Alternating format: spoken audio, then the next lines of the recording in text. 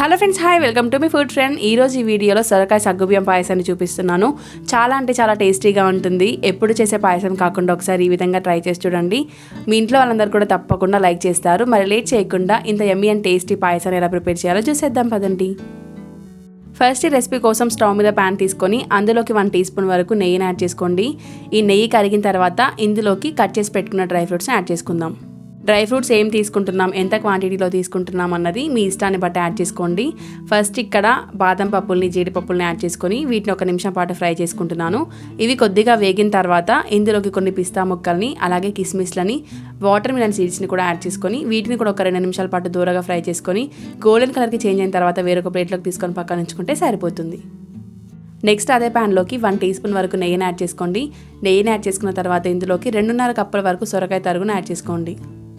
ఇక్కడ లేత సొరకాయని తీసుకున్నానండి, గింజలతో సహా తురుముకున్నాను. ముదురు సొరకాయ అయినట్లయితే కనుక గింజల్ని తీసి గ్రేట్ చేసుకోండి. అలాగే ఇలా గ్రేట్ చేసిన సొరకాయ తురుముని వాటర్ని పిండేసి ప్యాన్లోకి యాడ్ చేసుకోవాలి. మంటని మీడియం ఫ్లేమ్లో ఉంచి మధ్య మధ్యలో కలుపుకుంటూ 7 నుంచి 8 నిమిషాల వరకు కుక్ చేసుకోండి. ఒక 8 మినిట్స్ పాటు ఉడికితే సరిపోతుందండి. సొరకాయ తురుము అనేది ఆల్మోస్ట్ ఒక 80% కుక్ అయిపోతుంది.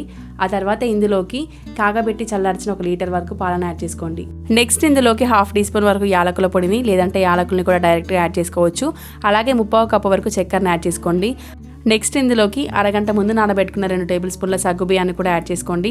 ఈ సగ్గుబియ్యం, చక్కెర యాడ్ చేసిన తర్వాత కలుపుకుంటూ మంటని మీడియం ఫ్లేమ్లో ఉంచి ఒక 5 నిమిషాల పాటు ఉడకనివ్వండి. ఇలా ఒక 5 నిమిషాల తర్వాత పాయసం అనేది మరగడం స్టార్ట్ అవుతుందండి. మీరు కావాలి అనుకుంటే మీరు వేయించి పక్కకు పెట్టుకున్న డ్రై ఫ్రూట్స్ని ఈ స్టేజ్లో అయినా యాడ్ చేసుకోవచ్చు. మీరు డ్రై ఫ్రూట్స్ని క్రిస్పీగా ఇష్టపడే వాళ్ళైతే పాయసం చివరన యాడ్ చేసుకున్నా సరిపోతుంది. ఇలా నేనైతే ఇప్పుడే యాడ్ చేశానండి డ్రై ఫ్రూట్స్ని. ఈ డ్రై ఫ్రూట్స్ అన్నీ కూడా సాఫ్ట్గా అవుతాయి పాయసంతో పాటు ఇలా యాడ్ చేసుకున్నట్లయితే. నెక్స్ట్ ఈ పాయసాన్ని మంటని మీడియం ఫ్లేమ్లో ఉంచుకొని ఒక 5 నిమిషాల పాటు మరిగిస్తే సరిపోతుందండి. పాయసం చిక్కపడుతుంది, అలాగే టేస్ట్ కూడా చాలా బాగుంటుంది. మీరు పాయసం ఇంకాస్త చిక్కగా కావాలి అనుకుంటే 1/4 కప్పు వరకు కండెన్స్డ్ మిల్క్ను కూడా యాడ్ చేసుకోవచ్చండి. మనం పాలను ఎప్పుడైతే యాడ్ చేస్తామో అదే స్టేజ్లో 1/4 కప్పు వరకు కండెన్స్డ్ మిల్క్ని యాడ్ చేసుకోండి. చక్కెరని తగ్గించి 1/2 కప్పు చక్కెర వేసుకుంటే సరిపోతుంది. మనం కండెన్స్డ్ మిల్క్ని యాడ్ చేసుకుంటున్నాం కాబట్టి. చూస్తున్నారు కదండి, ఎంతో టేస్టీగా ఉంటుంది సొరకాయ సగ్గుబియ్యం పాయసం.